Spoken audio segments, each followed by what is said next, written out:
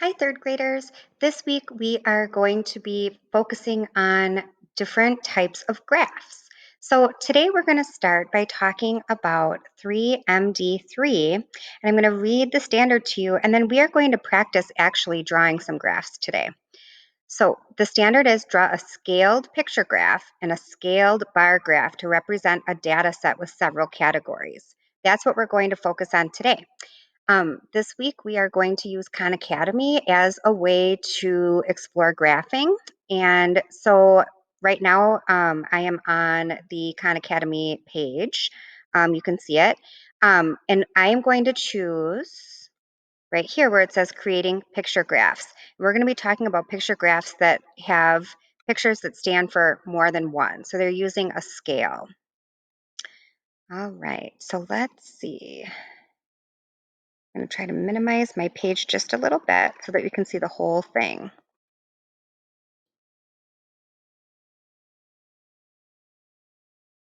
All right, so it says Leo and his friends are so excited that a new book in their pirate series came out today. They each bought a copy of the book and they stayed up late reading. So you'll notice there is a data chart up here. Data is just a very fancy word for information. So if you take a look, it gives us the information. It tells us the name of the person who's reading, and then it tells us the number of pages that they're reading. So Leo read 70 pages, Ogechi read 80 pages, Antoine read 40 pages, Booty read 70 pages, and Nicholas read 50 pages. Okay, so our job is to create a picture graph to show the number of pages that each person has read in the new pirate book so far. Now, I know we've worked with graphs before, and you may or may not have seen something that looks like this. This is the scale of our graph. So instead of putting 70 books on our picture graph, each of the books that we put on is actually going to stand for 10 pages. Okay, so we know Leo read 70, right? So I'm going to see if I can, there we go. Here's Leo. Excuse me. So Leo read 70 pages. So if I start clicking above Leo's name, each book stands for 10. So all I have to do is count by tens, right? 10, 20, 30, 40, 50, 60, 70. So I didn't have to put 70 books because the scale tells me that each one of these books stands for 10 books. So anybody who reads this graph is going to know to count by tens. And that's how many books Leo read. All right, let's go to Ogechi. Ogechi read 80 books. So we're going to count by tens again. 10, 20, 30, 40, 50, 60, 70, 80. Antoine read 40 books. 10, 20, 30, 40. Budai read 70, 10, 20, 30, 40, 50, 60, and 70. And Nicholas did 50. 10, 20, 30, 40, 50.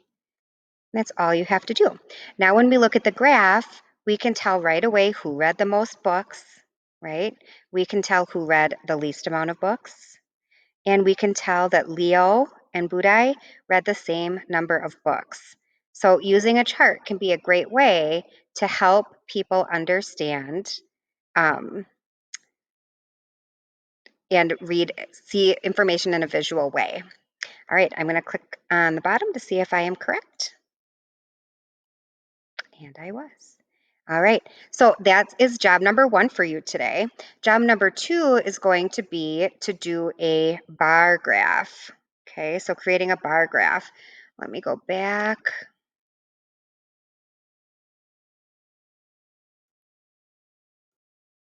All right, and we are going to be creating bar graphs.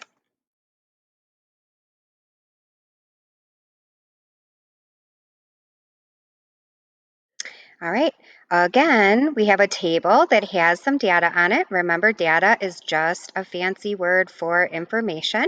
So it tells us that it says the table below shows the type of pets for the students in the 3rd grade at Beatty Elementary School. Okay, so 24 students have dogs, 18 students have cats, 8 students have rabbits, 10 students have turtles, and 12 students have fish. So this is the information we're working with. Okay, which graph shows the most reasonable scale for the information in the table? So let's take a look at this. If we use this graph, it only goes up to 10. Would that be a good graph to use if 24 students have dogs? Would that be a good choice? No, right? We wouldn't even be able to get up to it. What about this one? Would this be a good graph? This goes all the way up to 28. I think that one looks nice. Let's see if we have any other choices. What about this one? This one's counting by 20s. I don't think we need to go all the way up to 80 because our biggest number is 24. So I would pick this one. It's the most reasonable, right? Let's see if I'm right. Let's see if we can create one. Oh, it looks like, you know what? I'll do this one with you, right? But then I'm going to let you guys practice because it looks like each question is going to be a little bit different. I think you'll be able to figure it out. Here's our data. It says Carol created a chart and a bar graph to show how many of each type of vehicle were in her supermarket parking lot.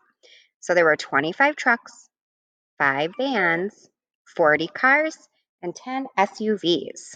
All right, it says click each dot on the image to select an answer.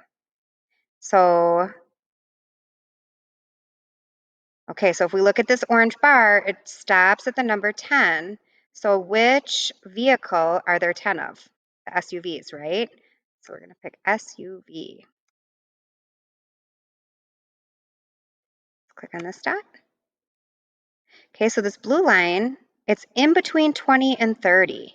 So we have to think about what number comes in between 20 and 30. Let's look at our data. Which one makes sense? Yeah, trucks. Okay, if we take a look at the green bar, it goes all the way to 40. Which vehicle had 40? Right, cars. And last but not least, purple.